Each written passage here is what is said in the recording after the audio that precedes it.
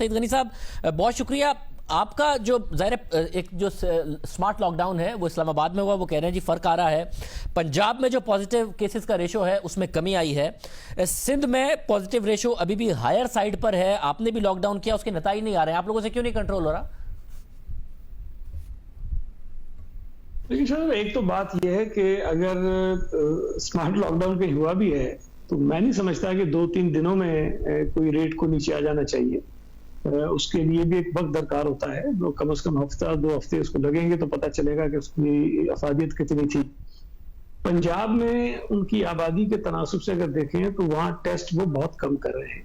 सूबा सिंध में टेस्ट की तादाद बढ़ती जा रही है और अब तो हम तकरीबन 14,000 के करीब पहुंच गए हैं। 14,000 भी हमने किए हैं मैक्सिमम, मतलब उसके लगभग कर दिए हमने। तो जितने आप टेस्ट ज्यादा करेंगे उतने आपके पास नंबर्स ज्यादा आएंगे। सूबा सिंध के तकरीबन कोई 7,500 पर मिलियन के करीब टेस्ट हैं और पंजाब के 4,000 के करीब भी नहीं पहुंचे हैं।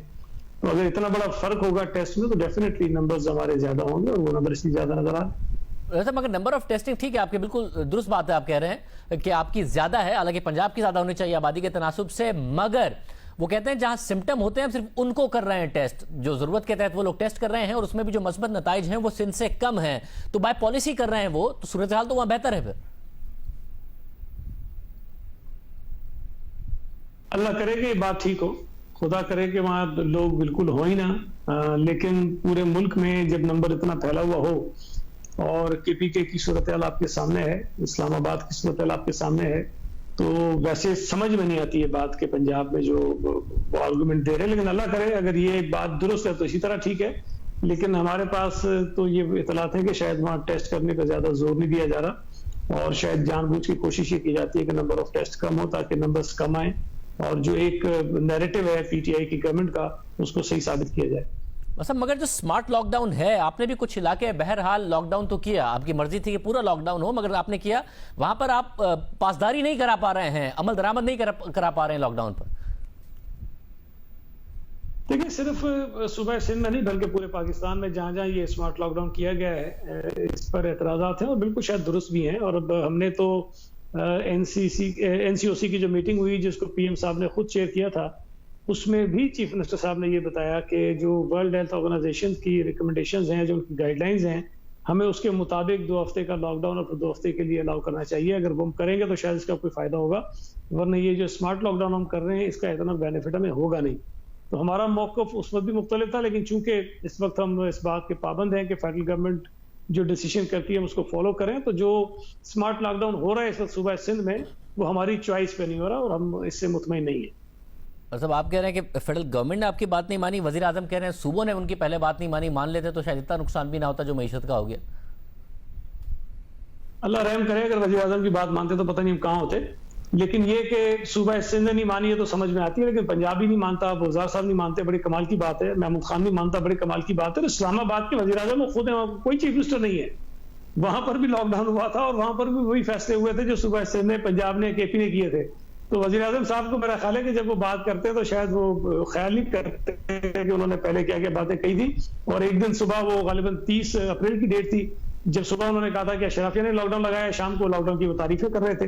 तो वजीर आजम लॉकडाउन का क्रेडिट भी लेते रहे, एक मरतबा नहीं, कोई मेरा ख्याल है कुछ 6-7 मरतबा उन्होंने इसका क्रेडिट लिया है कि पाकिस्तान में जो नंबर ऑफ केसेस कम है उसकी वजह लॉकडाउन है, जो डेथ रेट कम है उसकी वजह लॉकडाउन है, और हमने बर वक्त लगा दिया, हमने सही टाइम पे लगा दिया। तो वो खुद कहते रहे। आज अब वो कह रहे हैं कि जी मेरी बात सुन ले, तो मुझे नहीं पता कौन है जो उसकी बात नहीं सुन रहा था। और बाकी चले चीफ मिनिस्टर को तो मैं फिर ये बात मान भी लूं कि नहीं मानी उनकी बात, लेकिन इस्लामाबाद में कौन है जिन्होंने इनकी बात नहीं मानी और वहां लॉकडाउन हो गया था। मुझे साथ में से सब ये बताइएगा कि अब ज़ाहिर 182 केसेस ऐसे हैं, अमवात हो गई घरों में लोगों की, जिसकी वजह से बार बार सवाल उठ रहा है, क्योंकि न्यूयॉर्क में भी ये हुआ, दूसरे बड़े शहरों में ये हुआ कि कहीं बहुत सारे लोग जो टेस्ट कराने ही नहीं गए, उनको लगा उनकी तबीयत खराब है और कहीं शराय अमवात पाकिस्तान की ज़्यादा ना हो, हम 1.9 और 2% समझ रहे हैं और ये फैले और बहुत ज़्यादा खुदा न खास्ता अमवात हो रही है कब्रिस्तान में। इसके अलावा आप ज़ाहिर कॉन्स्टिट्यूंसी वाले पॉलिटिशियन हैं, आपको लग रहा है वाकई ज़्यादा हो सकती है शराह पाकिस्तान में?